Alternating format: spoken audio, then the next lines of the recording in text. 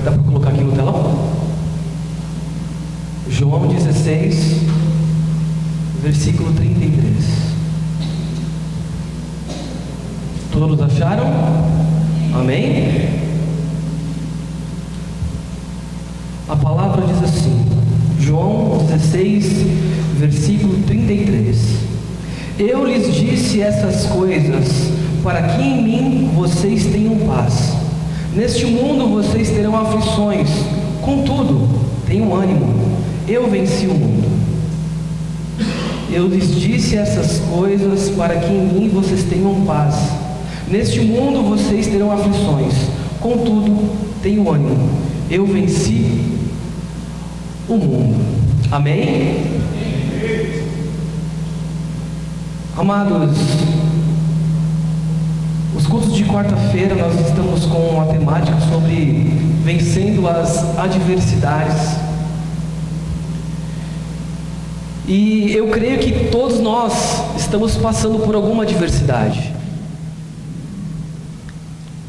O povo que está aqui na igreja está passando por uma adversidade, quem está lá fora está passando por uma adversidade. Podemos pensar que pessoas ricas, pessoas que moram em outros países, também têm as suas adversidades. Cada um aqui tem um problema que está enfrentando. E quando nós lemos este versículo que está em João, se nós lermos o livro de João, ele é um livro que ele vai falar muito sobre o amor de Deus por nós.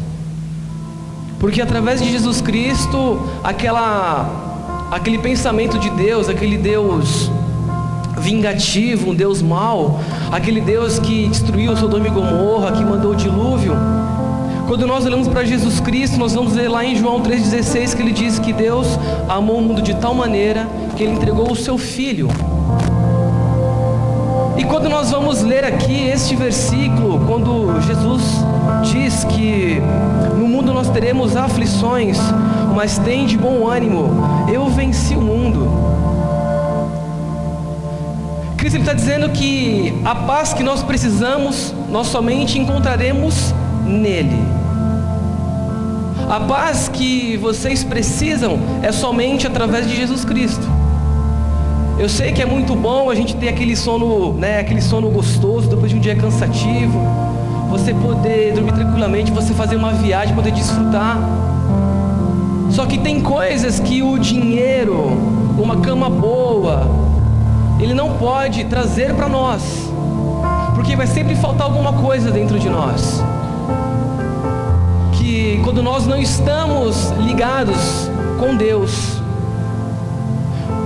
pode parecer que está tudo bem, que você está com dinheiro na conta, que você tem um bom trabalho, mas falta alguma coisa, que é essa comunhão e intimidade com o Senhor. E se nós procurarmos entendermos nesse contexto que Cristo estava dizendo, essa palavra, ela não foi dita para a multidão.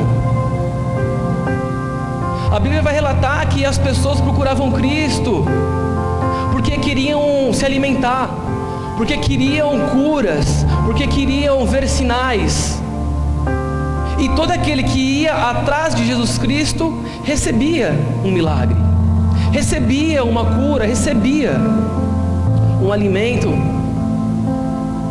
Só que por que Cristo não disse esta palavra para a multidão e falou apenas para os discípulos? Se nós lermos alguns capítulos anteriores, nós vamos compreender que Jesus Cristo, mesmo sendo Deus, ele era também 100% homem, ele era ser humano. Ele tinha sentidos e tinha sensações que nós sentimos. Jesus Cristo, ele sentia frio, ele sentia fome. Jesus Cristo, ele sentia medo. Só que isso não foi o suficiente para que ele pecasse contra Deus, porque mesmo ele sendo homem, ele também era Deus. Ele foi o único ser humano perfeito que pisou aqui na terra. E quando nós vamos compreender o porquê que Cristo falou isso para os discípulos, nós vamos entender que essa foi uma palavra diretamente para aqueles que servem a Deus. Não foi uma palavra diretamente para as pessoas que vinham somente buscar uma bênção, venham buscar um sinal, uma maravilha, porque mesmo Cristo fazendo sinais e maravilhas, o povo mesmo recebendo aquilo, continuava duvidando que Ele era o Filho de Deus. Mesmo vendo tantas coisas acontecerem, o povo continuava duvidando de Cristo. E os discípulos, junto com Cristo falou: olha, no mundo vocês vão ter aflições, mas tem de bom ânimo. E a paz, vocês encontrarão essa paz em mim. E se nós vamos procurar compreender o que quer dizer essa palavra aflição, se nós formos procurar no grego, significa tríplices, que também quer dizer pressão. Ou seja, vocês serão pressionados. Outra tradução para aflições é circunstâncias que se levantam do nada. E geralmente é assim, né? Tá tudo bem, daqui a pouco aparece algum problema, aparece alguma situação. E quando você consegue resolver esse problema, parece que do nada surge um outro problema. E quando nós vamos procurar essa palavra tem de bom ânimo, significa eutumeon, que significa pôr-se em alegria. Então Cristo quis dizer: olha, mesmo em meio à pressão e à dificuldade, se coloque como uma pessoa alegre. Fique alegre, fique feliz, se comporte como uma pessoa feliz. E nós sabemos que uma pessoa, quando ela está alegre, é uma pessoa que está sorridente, é uma pessoa que olha a vida com um olhar de otimismo. Só que como nós vamos estar sendo pressionados, passando por problemas e adversidade, e ao mesmo tempo estar contentes e alegres? É um pouco contraditório isso. Só que essa palavra de tem de bom ânimo é para você, essa palavra. Porque a palavra tem de bom ânimo, Ele estava dizendo: olha só, daqui a pouco eu vou partir, e vocês ficarão sozinhos. Só que vocês precisarão continuar aquilo que eu comecei. Então ele não estava dizendo assim: olha só, tem de bom ânimo, porque olha, você vai perder o emprego, porque você vai se endividar. Tem de bom ânimo, porque para fazer a obra de Deus, você vai ser pressionado, você vai ser julgado, você vai ser perseguido. Mas olha para mim, que em mim você encontrará paz. Então, independente de você ser um pastor, um diácono, um obreiro, um músico, não importa. Cristo, Ele estava preocupado porque sabia que os discípulos não estavam compreendendo a seriedade do propósito de Cristo. Cristo olhava e pensava assim: daqui a pouco eu vou partir, e só eu sei o que eu passei e estou passando, porque são perseguições, são pessoas querendo me matar. Eu tenho que viver fugindo para lá, fugindo para cá. Por mais que eu faça o bem para algumas pessoas, essas pessoas viram as costas e fazem o mal.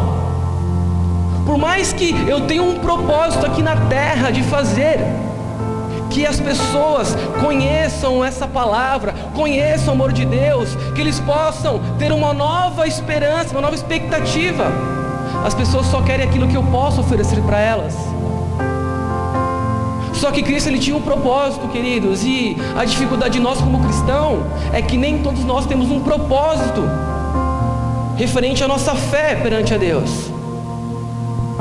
E é por isso que nós chegamos na igreja culto após culto e passamos por tribulações e dificuldades, sem compreender que Cristo, Ele tinha um propósito. Então, mesmo em meio às dificuldades, Ele continuava caminhando em frente. E se você não estiver aqui com um propósito definido, você vai ficar pelo meio do caminho. E aí vai vir as adversidades, vai vir os problemas, e você vai ficar pelo meio do caminho. Porque Ele já avisou. Em algumas traduções diz assim, você vai sofrer. Só que tem de bom ânimo, porque eu venci. E nós que muitas vezes, pelo passar do tempo, vindo para a igreja, para o culto, as coisas vão ficando tão automáticas que nós perdemos o propósito de quando nós começamos a caminhar no Evangelho. E é natural do ser humano ele acabar se acomodando, achando que já alcançou aquilo que ele precisava no Evangelho. E existe uma grande diferença daqueles que começam aquele primeiro amor, começam a viver aquilo que Deus quer para eles, e aí essa pessoa, ela tem o quê? Um propósito. E ela pensa, olha, eu tenho que servir, eu tenho que fazer, eu tenho que falar desse amor para as pessoas, eu tenho que me batizar. Olha, eu preciso ajudar de alguma forma, eu quero que as pessoas escutam essa palavra. Só que quando a pessoa, ela começa a ouvir o Evangelho e vem para Cristo, ela continua com problemas, com adversidades, com aflições. Só que ela não olha para essa aflição, ela tem bom ânimo e continua caminhando no seu propósito. A diferença está em como você encara o seu propósito de vida com Deus. Eu conheço pessoas aqui que são novos convertidos, sei dos problemas e das dificuldades, mas chega aqui cedo, vai embora tarde, oferta, dizima, e a pessoa está cheio de adversidades e de problemas. Só que ela está caminhando conforme Cristo falou para os discípulos: olha, você vai ser pressionado, vai ser difícil, só que olha, se coloca como uma pessoa alegre, como uma pessoa contente, porque essa adversidade, ela virá, mas olha para mim, porque eu venci o mundo. Então se você olhar para mim, você vai passar por essas dificuldades e você vai encontrar a paz que eu posso te dar. E nós como cristãos não podemos ficar prostrados, porque eu sei que é difícil, eu sei que é complicado, mas essa aflição e esse bom ânimo é para mim e para você, porque essa paz que nós precisamos, o mundo lá fora não consegue compreender. Olha, que adianta você conquistar o mundo e todas as coisas, riquezas, e você perder sua alma? Para o mundo lá, para as pessoas que não conhecem a Cristo, é loucura. Agora para nós soa diferente, porque tem o Espírito Santo, que Ele sempre vai nos lembrando daquilo que Cristo fez. Então por mais que você esteja cansado, eu não quero ir para o culto, você sabe que é importante, você sabe que você precisa. Então estar desanimado é uma coisa, e não querer é outra totalmente diferente. Enquanto você estiver desanimado, mas compreendendo do chamado, Cristo, Ele vai sempre ali colocar uma pessoa para te trazer uma palavra. Ele vai colocar uma pessoa ali para te fazer um convite. Agora, quando a pessoa não quer, aí já muda a situação. E Cristo, Ele sabia diferenciar muito bem as pessoas que queriam aprender mais sobre o reino das pessoas que queriam somente as bênçãos. E nessa noite que você pode ser essa pessoa, porque se você quiser somente as bênçãos, eu vou orar por você. Eu vou orar por você. E eu tenho certeza que se não for hoje, amanhã ou depois, Deus Ele vai agir a seu favor. Mas se você quiser, além das bênçãos, quiser caminhar por águas mais profundas, aí você vem caminhar com a gente. E aí quando vier a dificuldade, o problema, você vai lembrar dessa palavra: olha, estou sendo pressionado, estou cansado, cheio de adversidades, mas eu entendi que eu tenho um propósito, e nada será mais importante do que esse seu propósito. E nós sabemos que quando nós queremos algo, quando você tem um foco, você conquista ele.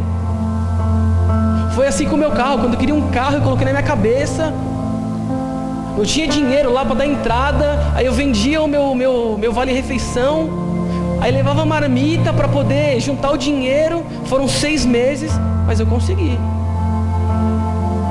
A faculdade, quis fazer faculdade, a mensalidade era R$550, eu lembro, 2008, eu ganhava 550, mas aí desconto INSS, vale transporte, parará, então eu aconteci, não, vou fazer, coloquei na cabeça, vou fazer.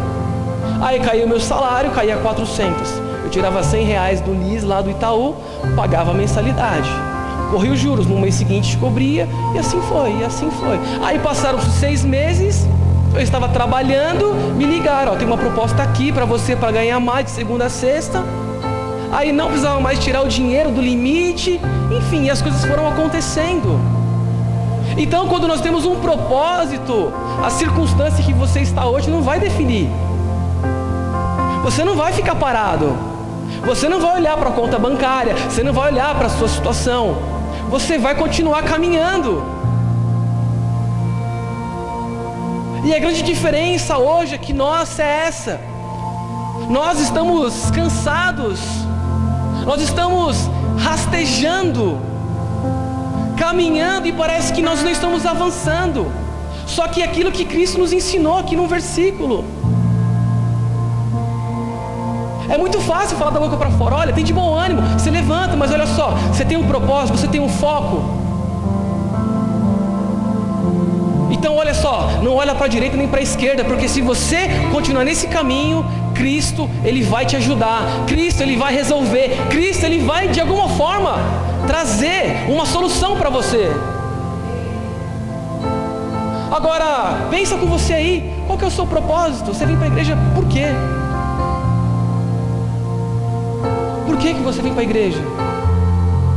É pelos problemas materiais? Somente isso?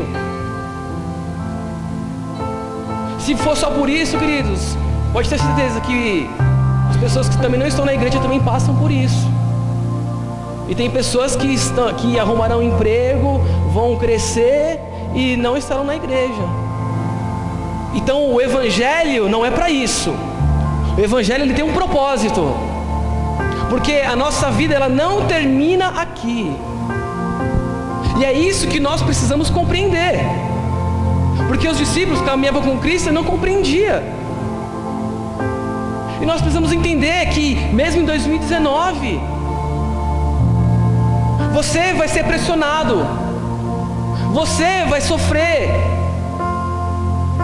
perseguições, porque você está buscando algo que não é da terra, é algo sobrenatural. Só que se você não tiver um propósito, assim como Cristo teve, você vai ficar pelo meio do caminho.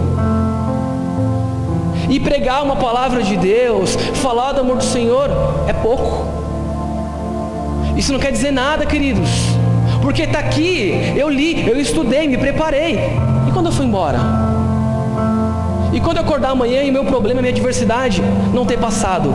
Como que eu vou reagir? Como que você vai reagir?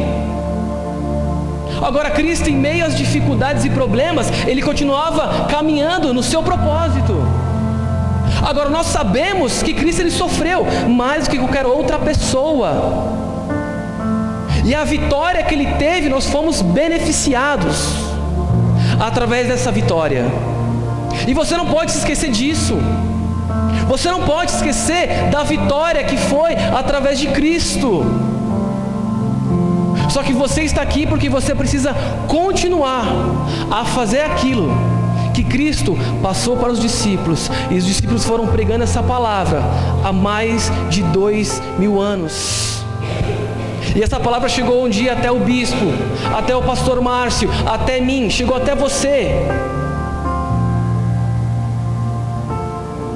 E parece que vir para a igreja é tudo mais difícil. É tudo mais cansativo. Para que eu vou para o culto? É só problema, é só adversidades. Mas será que nós estamos encarando, de fato, a palavra de Deus, conforme Ele nos ensinou para os discípulos? Como você vai encarar, querido, a sua vida, o seu ministério, o seu propósito com Deus a partir de hoje, é que vai diferenciar como você estará em 2020. É que vai diferenciar como você estará no domingo. Porque você tem que ter um propósito. Porque senão você chega aqui, você vai escutar a palavra, vai embora e ponto final. E qualquer probleminha vai fazer você sair da igreja, vai fazer você reclamar de Deus, vai fazer você parar no meio do caminho. Agora, nós que queremos viver o melhor, aquilo que Deus tem prometido para nós, aí nós temos que parar, refletir um pouco e falar: Senhor, peraí, eu estou indo para a igreja, tá, mas por que eu estou indo para a igreja? entrou duas polêmicas, né? Esse mês aí com a porta dos fundos, né? Com o negócio do evangelho, né? Com Cristo. E também entrou um outro problema que eu vi também, que foi a questão, não sei se vocês viram aí, das rinhas de cachorro que estava tendo. Que as pessoas pegaram os cachorros lá e muitos cachorros morreram. E tinha médico, veterinário, e foram presos. E aí quando eu paro para ler essa palavra e começo a olhar para algumas pessoas, primeiro ponto, o amor, a compaixão, aquilo que Cristo nos ensinou, aquela pessoa não tem isso.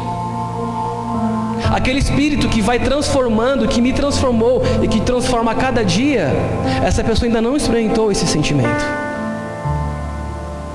Agora a questão é, será que tem como eu ou você fazer alguma coisa para machucar Deus?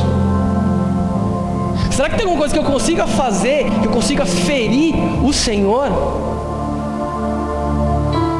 Será que eu sou tão bom assim de chegar e falar, olha, eu vou fazer tal coisa aqui, que Deus ele vai se magoar?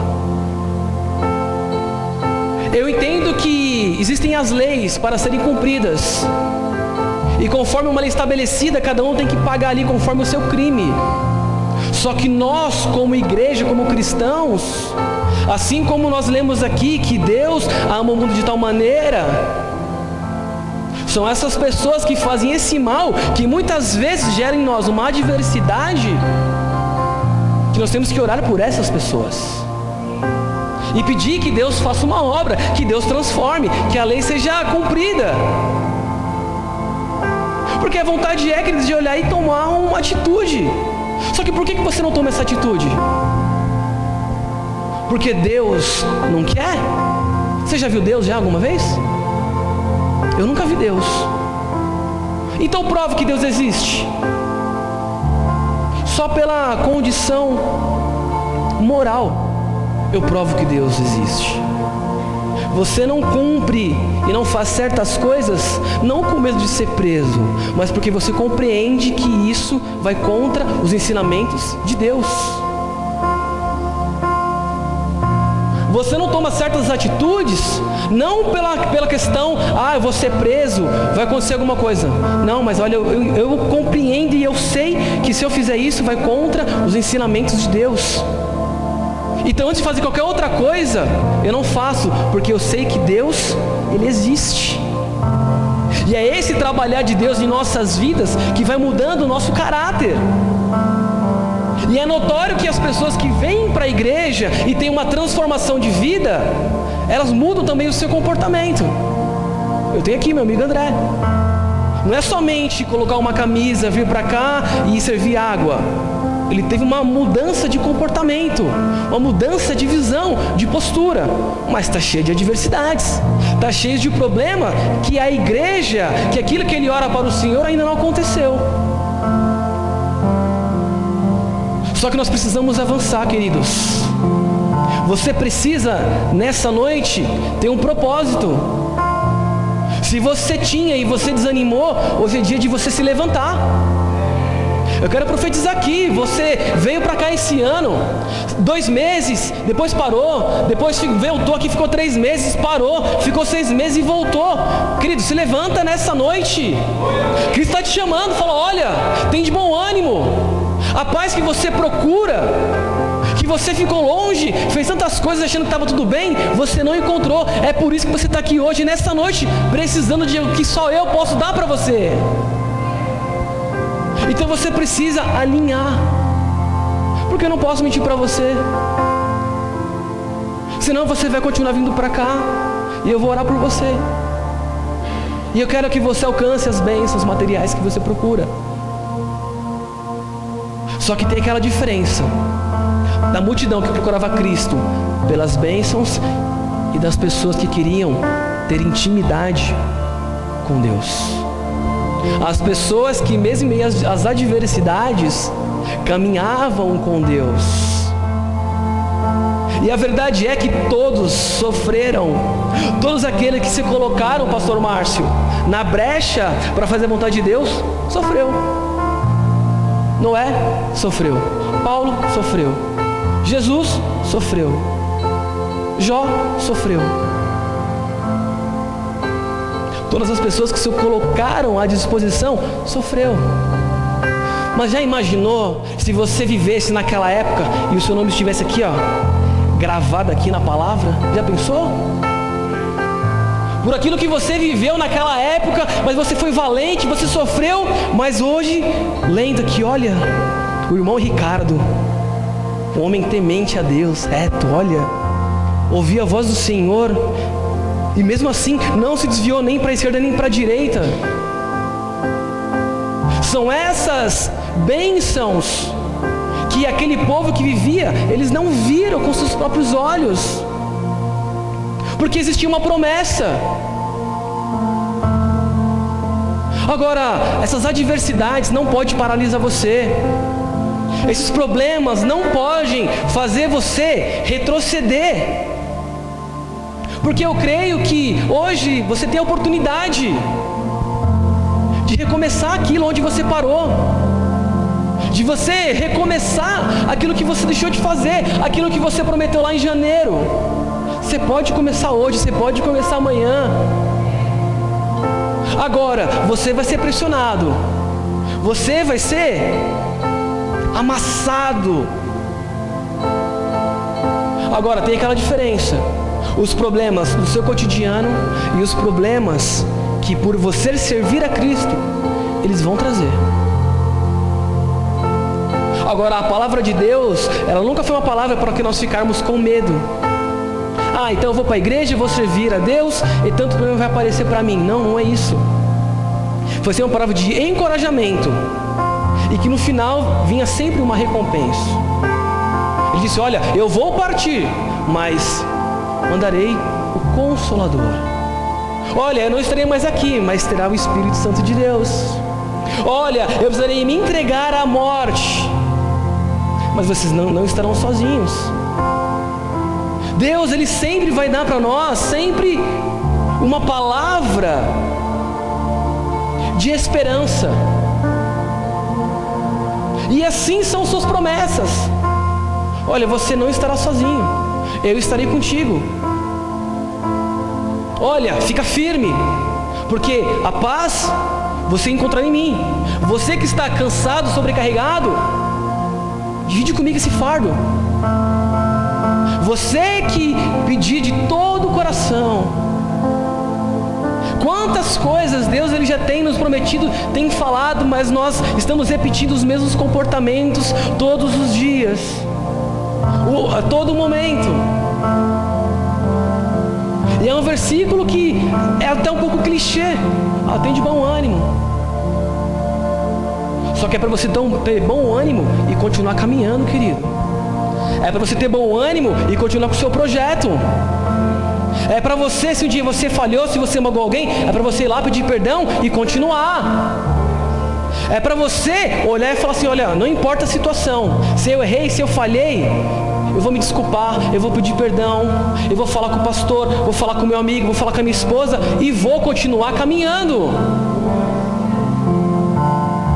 Porque é tão bom você ter uma nova chance, uma nova oportunidade. É tão bom quando você pode recomeçar uma situação, recomeçar uma história. E nós conseguimos ver na própria igreja aqui, pessoas que vieram de outro ministério, machucados, e aqui começaram uma nova história. E pessoas que saíram para outras igrejas, com essa chance de também começar uma nova história. Independentemente aqui de unção, Deus Ele quer usar a tua vida. Você é peça fundamental nesse evangelho. Você não é o centro do evangelho, mas Deus Ele quer usar você. Deus Ele quer alcançar lá onde não alcanço. André, eu não posso entrar lá no ponto frio, cara, mas você está lá. Então você é essa peça fundamental lá onde você está. Onde vocês estão, eu não estou. Você é essa peça fundamental para falar do evangelho, para trazer as boas novas, para poder compartilhar assim dessas adversidades e problemas. Só que existe um propósito, e se você não tiver com o seu propósito definido, você vai parar, Porque quando Cristo ele foi para o Getsemane, ele falou: Pai, se for possível, afasta de mim. Em outras palavras, Senhor, se for possível, eu não quero. Se for possível, tiver uma outra forma, eu não quero passar por isso. Porque, como falei, Cristo, mesmo sendo homem, mesmo sendo Deus, as dores que ele sentiu foram dores que qualquer ser humano sentiria. Ele não foi poupado, não teve ali um carinho diferente com Cristo. O bispo já pregou aqui sobre a crucificação. Cristo ele foi esmagado, ele foi triturado. Cristo ele não teve um alíviozinho ali pela parte de Deus com ele, porque antes da crucificação ele vivia uma vida ali, mesmo fazendo milagres, ele tinha que ficar fugindo. Os mestres da lei perseguiam Jesus Cristo. Cristo, onde não era bem-vindo, ele simplesmente passava e ia embora. E mesmo com toda essa situação de abandono, de egoísmo do ser humano, ele tinha um propósito. E ele não morreu por mim, ele morreu por nós. E é por isso que quando eu sou egoísta, é por isso que quando eu faço alguma coisa que não agrada ao Senhor, vem logo o Espírito Santo e fala assim: olha só, olha o que Cristo fez por você, olha o que Cristo faz por A, por B.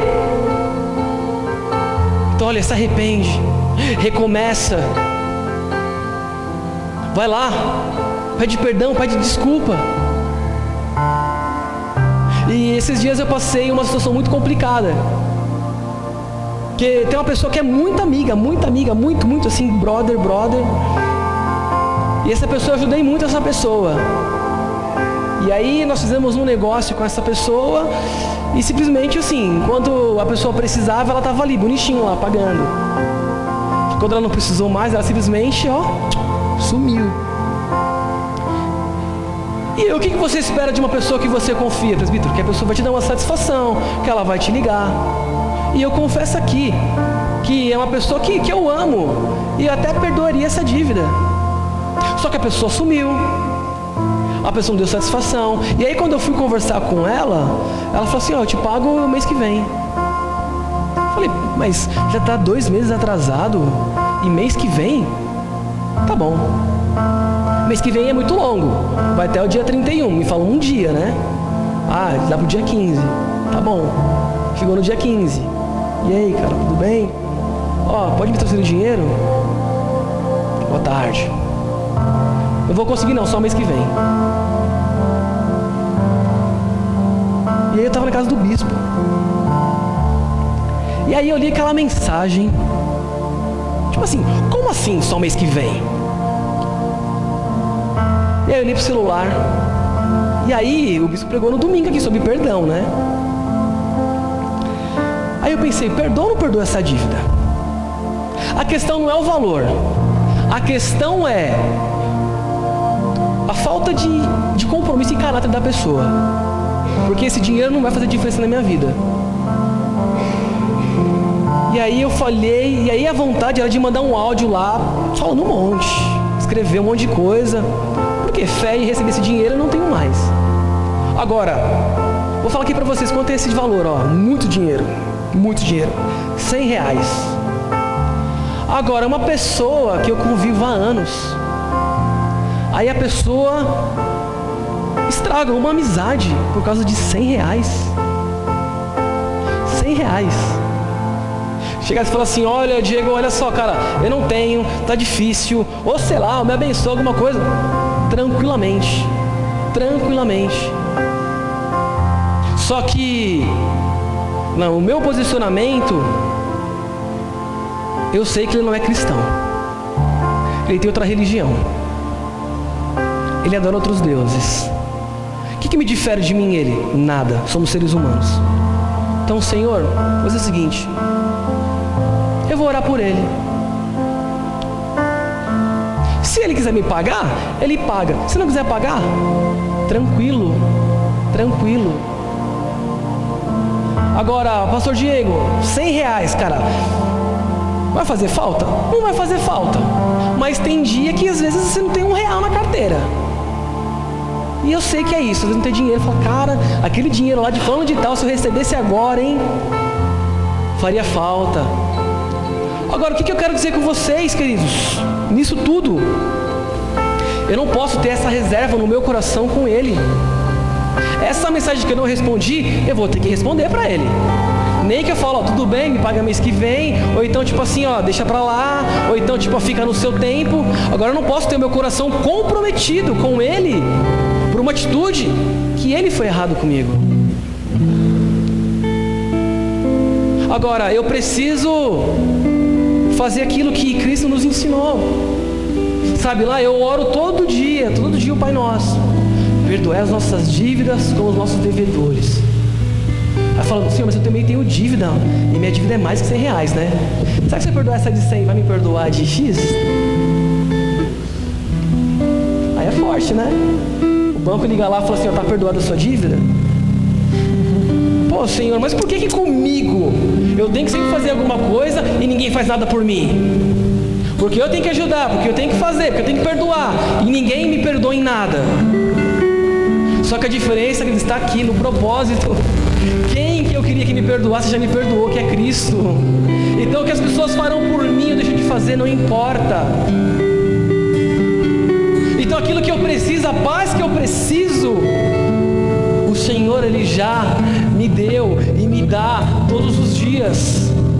Com R$100 a menos, R$100 a mais, eu estou aqui de pé, eu vim de carro, eu posso sair daqui, se eu quiser comer alguma coisa, eu posso comer. Ou seja, Deus Ele tem me trazido uma paz e tem suprido a minha vida com coisas que o mundo não pode me dar.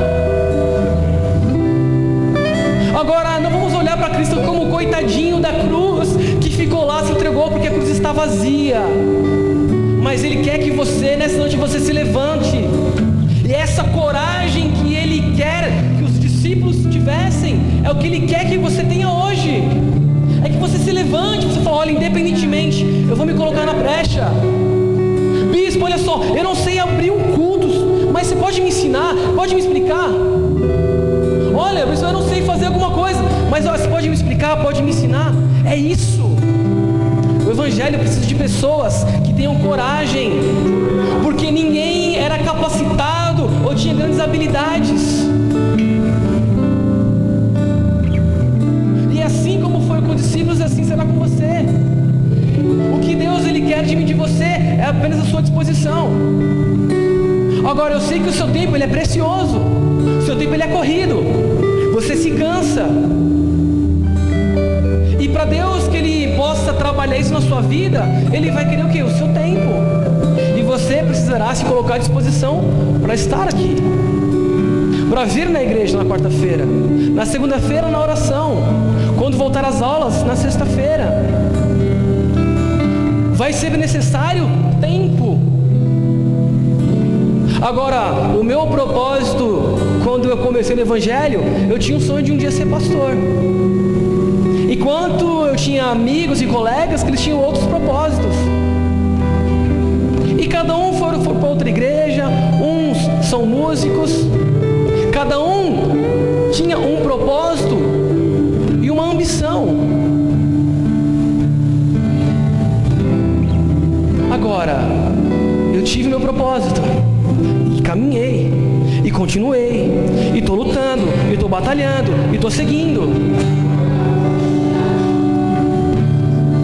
Ninguém chega em lugares, queridos, eu não vou dizer alto, que a palavra diz que quem quiser ser o maior, sirva a todos. Ninguém consegue alcançar se a pessoa não tiver um propósito. Porque aquilo que o bispo exige de mim, ele não vai exigir do André, por exemplo.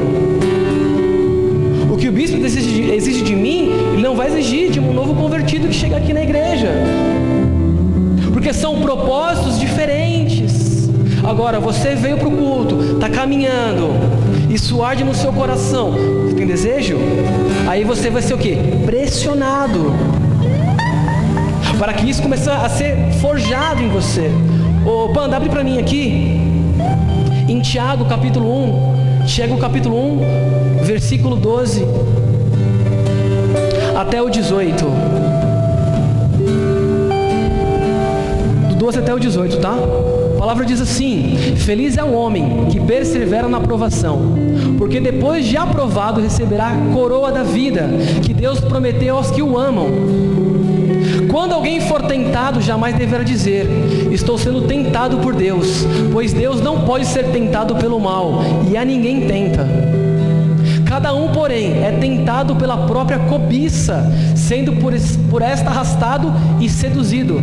Versículo 15. Então a cobiça, tendo engravidado, dá luz ao pecado, e o pecado, após ter se consumado, gera morte.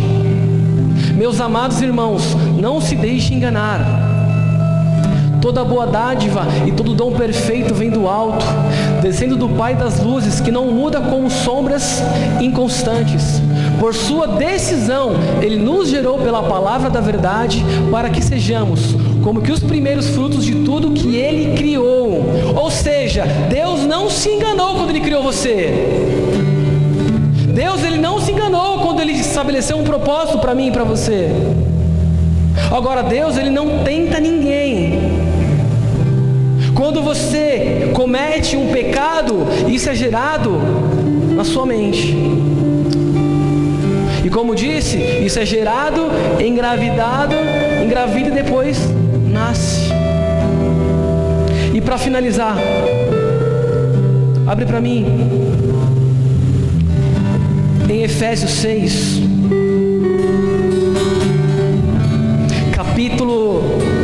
Efésios capítulo 6, versículo 10 ao 13.